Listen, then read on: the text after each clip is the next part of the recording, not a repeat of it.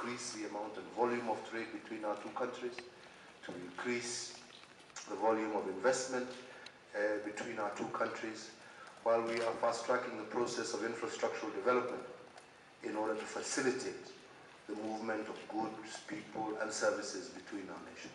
So this is something that I personally am committed to. This is something that the government of Kenya is committed to, because you know, even the LAPSET project was actually initiated under the former president of Kenya and the late Prime Minister of Ethiopia.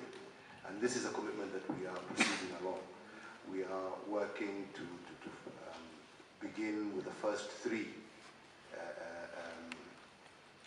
bays at Lamu Port, the first 3 berths. So work has already commenced towards that end.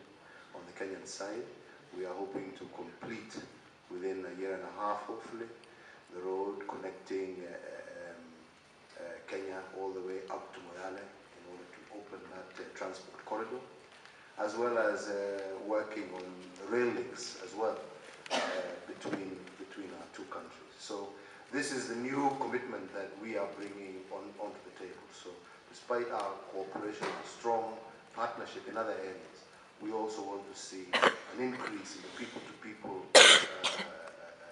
contacts, especially driven by trade and investment between our two countries. We as governments facilitating in terms of providing the necessary infrastructure, while at the same time creating an enabling environment for our business communities between our two countries to work much closer together.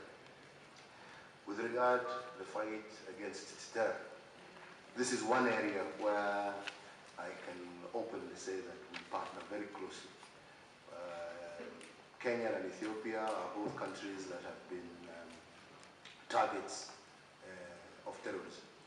And this is one area where we will not relent, and we are working very closely together. We both have troops in Somalia to help pacify and to help the Somali government restore law and order throughout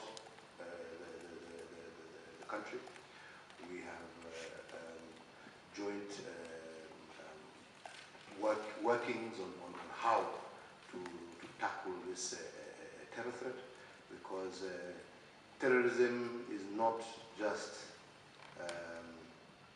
an enemy of Kenya.